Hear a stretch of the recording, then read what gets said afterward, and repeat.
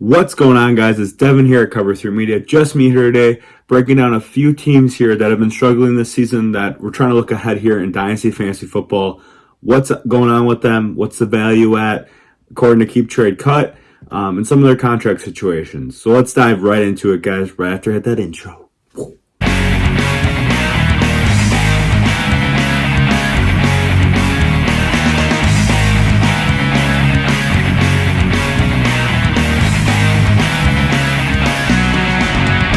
So let's first start off with the Indianapolis Colts. They've been struggling. They fired Frank Wright now, and Jeff Saturday is taking over the helm.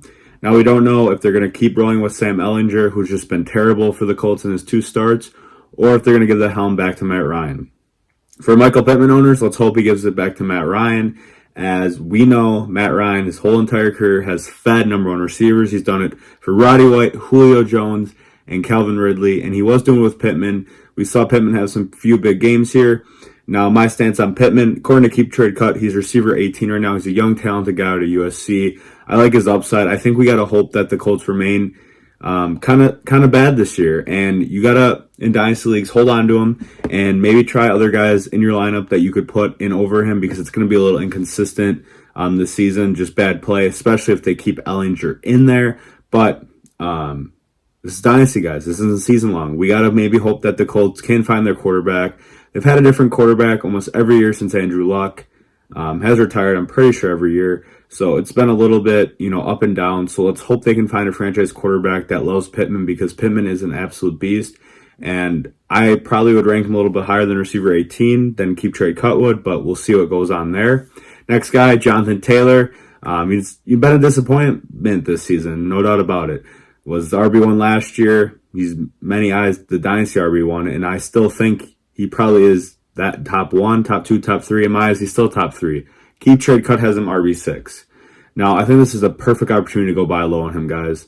If you're a Jonathan Taylor owner, especially if you're sucking this year, hold on to him, ride it out. Let's look ahead for next year. If you're competing, I understand if you want to try selling high. I still think there's value here. But if people are valuing him as the RB6, like Keep Trade Cut is, you're not going to get what he's worth. And I still truly believe he's an top 3 RB here in Dynasty. He just came off being number 1 running back last year, and a lot of people took him number 1 in season-long drafts, and they're pissed and disappointed because he's been banged up. It happens. It's part of football. You get hurt. You got to make adjustments and find other answers in fantasy football. Same thing with Jonathan Taylor. You don't just give away this guy for free in fantasy football. I don't care how bad he's been this season. Make adjustments. Look ahead to the future. But if I were you, depending on your situation, I would hold him. If you want to go out and get him, go get him. And try to buy low when you can because I think he will still have a few big games this season. And let's hope he stays healthy and can get healthy. Now, the only other guy I really want to talk about on the Colts that is really relevant in Dynasty to me, I know there's, Jelani Woods, tight end, no Naheem Hines there anymore as well. But I want to briefly talk on here Alec Pierce. Wasn't super high on him personally, but he's looked pretty solid. He's made some great plays. Had a few good games here. The rookie out of Cincinnati. Right now on Keep Trade Cut, he's going at receiver 41. Let's keep that in mind. If you're trying to, sell a veteran to a competing team if you're rebuilding, get Alex Pierce thrown in there. I think he can be a solid foundational piece for your team down the road, can be an interesting flex player even right now. Again, like I said with Pittman, let's hope they can branch onto another quarterback soon and get that figured out. So that's really it for the Colts, guys. Those are the 3 main guys. It's just in a tough situation, and let's hope, possibly I think for all their fantasy value that Matt Ryan goes back under center. We saw him dump the ball a lot to JT, and JT is not known for a pass catcher, even though he can do it.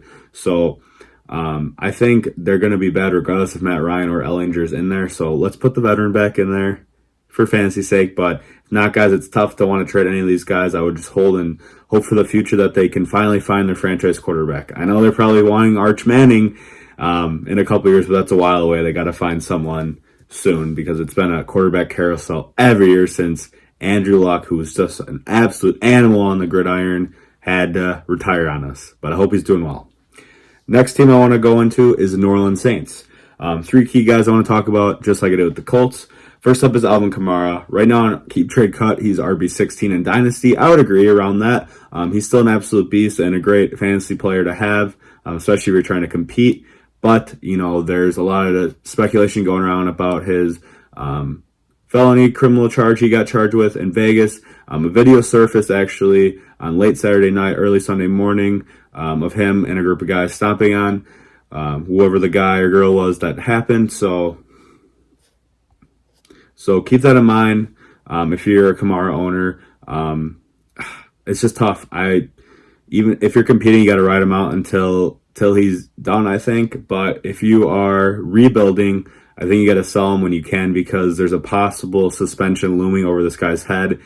And every day that you don't trade him, the value for him is going to go down, because people are going to see more reports. And Kamara's lawyers have pushed back this case, so he hasn't gotten suspended. So, he's still a great player. He still has had some good games here and there. Still a great receiving back, and he's still, a very good fantasy asset when he is playing.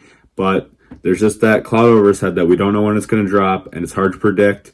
That's why I'm a little bit out on him. So if you are contending and you're looking to buy a guy like Kamara, I wouldn't sell the house to get him. Don't sell the farm for him. Look, I'd rather do that for a guy like Derrick Henry, even though he's older, because I know he's going to keep producing. He's got no cloud over his shoulder, and I'm going to ride him until he's done on that gridiron, because he's been balling still and still figuring out ways to produce, even at an older age and with so much tread on that tire. But Kamara, that's a tough situation. If I'm rebuilding, I'm selling him as quickly as I can. If you're contending, I understand if you want to go out and get him, but don't sell the farm for him. Value him accordingly. I think RB16 is pretty good, actually, from Keep Trade Cut. Next guy is Chris Olave, who's been having a monster rookie season. Receiver 8 here on Keep Trade Cut. My eyes, I think that's a little bit high. I also wasn't very high on him coming out. I thought he was going to be a solid receiver in the NFL, but doesn't have a lot of upside. He definitely has proved me wrong. I think he's a very talented receiver. I don't know how high his upside still is, because it's only his rookie year.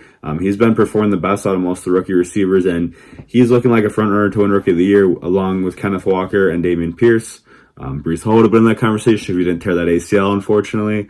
But Chris Olave, again, quarterback situation. What's going on here? Jameis has been banged up all year. Andy Dalton's been in here and there. And Olave is still producing with either one. So it doesn't look like the quarterback situation really is affecting him. I think if they do get a quarterback in the future here soon, then hopefully they can connect with Olave. The Saints gave up a lot for Chris Olave. This is what they gave up to get him. They are really invested in this guy. They see something in the guy more than I thought I did when scouting him. But he's been proving me wrong, and I wouldn't rank him receiver 8, but he's definitely a top 15 dynasty receiver. So, contending or building, there's just no way in hell I'm trading this guy. Maybe in the offseason, if you want to sell high on him for some other receivers coming in this upcoming draft, then we can talk about that. Last guy I want to talk about here briefly is Slant Man Michael Thomas, out for the year again with injuries. I'm completely done with him. Keep Trade Cut is 2, receiver 67. Don't forget, guys, Keep Trade Cut. They update these rankings all the time, and they fluctuate day by day. So this is just live Dynasty rankings 24/7, which is really cool to see, because most of the time it is pretty accurate. Sometimes it's not, but, gauge what you can with it. But Michael Thomas, if you own him, I don't care if you're rebuilding or contending or whatever situation you're in, just get off the books with him. I would take a few rookie picks for him. There's just no way in hell I'm interested in him. I know people took another shot on him, and he was producing, but again, look what happened. Can't stay healthy, and fortunately, that's just been what Michael Thomas has been dealing with ever since that record-breaking year. So that's it with the Saints. Olave's looking bright, but Kamara and MT are on the wrong side of age, and clouds over both their heads. Now, lastly, I want to talk about my Green Bay Packers. I went a little bit in depth on what's going on with them and how I feel about what all these Packer fans want, which is a possible rebuild, which I'm fine with, but let's hope they can handle it, because, Rodgers just did win back-to-back MVP, and he's been struggling this season, but let's relax a little bit. Like he said before, they're not doing well this season. I don't see them making the playoffs at the moment, so it's a different story. But there's a lot of guys I want to dive into here quickly. First up, Rodgers. Quarterback 25 and Keep Trade Cut. I think I'd still rank him a little bit higher. I know he's having a down year. I still think he's like quarterback 18-ish. I don't have my Dynasty rankings updated right now. I think I will eventually soon. I think Adam, Christian, myself all will soon, and maybe make a video about it or a post or something. Rodgers, in super flex leagues, if you have him, there's no reason to trade him. Just hang on to him. But yeah, quarterback 1 leagues, you're not starting him. It's really all I want to talk about with Rodgers. Just with Jordan Love, if you have him as well, just keep him, because we don't know what's going to happen next year. Packers have a tough decision if they really want to use that fifth-year option on Jordan Love. So time will tell with that. Next, I want to talk about Aaron Jones quickly. RB20 on keep trade cut. I would rank him around there as well. He's an unrestricted free agent in 2025, but the Packers have potential out after the season. Now, I don't know what they're going to do with that. He's been proving that he is their best offensive player. I think the Packers were kind of hoping that A.J. Dillon would continue to step up, and he hasn't, that they could potentially get out of Jones' contract, but he's been a little up and down, but that's because they haven't used him in a few games randomly, which I don't understand why.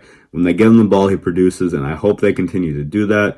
I think I'm an owner of him in one league and a contending team, and I'm going to ride him out the rest of the season because even if the Packers struggle, I think if they give him the ball, he's going to have success. So that's what I would do with Aaron Jones.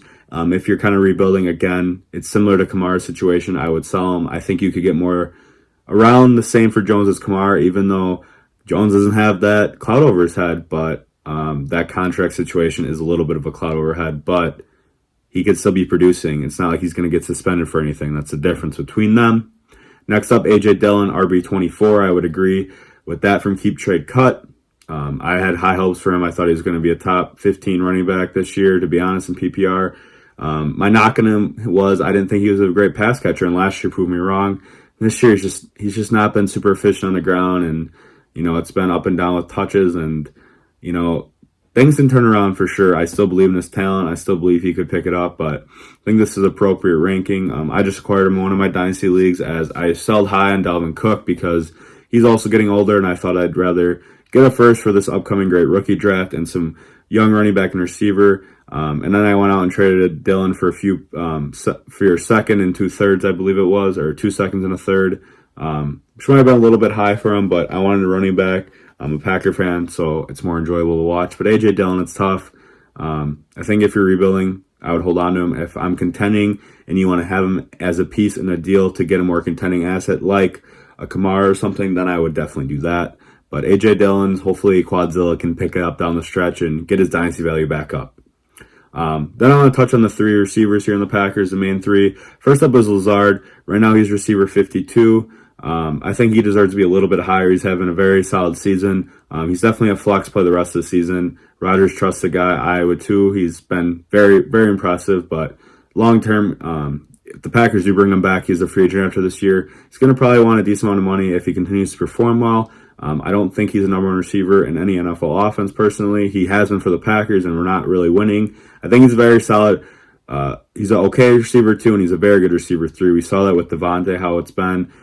He's definitely a great possession, deep threat guy, red zone guy. So my status on Lazard is just, if I have him, I'm putting him in my lineup as a flex the rest of the season. That's plain and simple. Then I want to touch on the two young guys. We got Romeo Doubs and Christian Watson. Romeo's ranked receiver 47, Watson receiver 56. If I have either one of these, if I'm rebuilding, hold them. Let's see what happens because they both have shown flashes. I know Watson's been banged up and keeps getting hurt, but watch his tape, guys. Adam and me here at Cover 3 Media, I think Christian as well, still have high hopes for the guy. It's probably not going to happen soon. You got to have patience with this guy, long patience. He's a raw prospect, but he's got speed, he's got size, and I think eventually it'll come together. Might not be with Rodgers, it could be with Love. We'll see what happens, but Watson, if I'm rebuilding, I'm keeping on to him. If I'm contending, I'm not afraid to put him in a deal to win right now. Like I did myself in a deal for Saquon Barkley because I'm trying to win right now, and I think by the time Watson's ready to be in my lineup is a couple of years down the road, and I don't really want to wait for that when I'm trying to win right now. So you got to assess your lineup appropriately, guys, when you're dealing with situations like that. Next up, Romeo Doubs. Like I said, receiver 47. I think all those receivers, Lazard, Watson, and Romeo, are about accurate. I think Lazard's a little low, and so is Watson, but I'm a little biased Packer fan. But Romeo's been making plays all season. He hasn't been super great, but showing signs as a late round, NFL pick, and it's really impressive. I think he can be a solid receiver 2 for this offense, for the Packers. He's just got an ankle injury. He's probably going to be out for a few weeks, which sucks. Again, rebuilding, hold on to him.